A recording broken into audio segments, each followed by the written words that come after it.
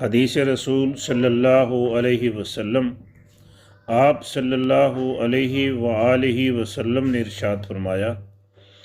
من کان یؤمن باللہ والیوم الآخر،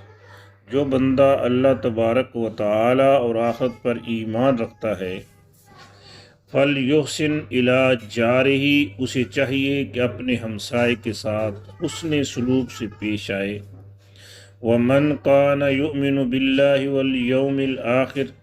اور جو بندہ اللہ تبارک و تعالی اور آخرت پر ایمان رکھتا ہے، فلیکرم ضیفہ، اسے چاہیے کہ اپنے مہمان کی عزت کرے۔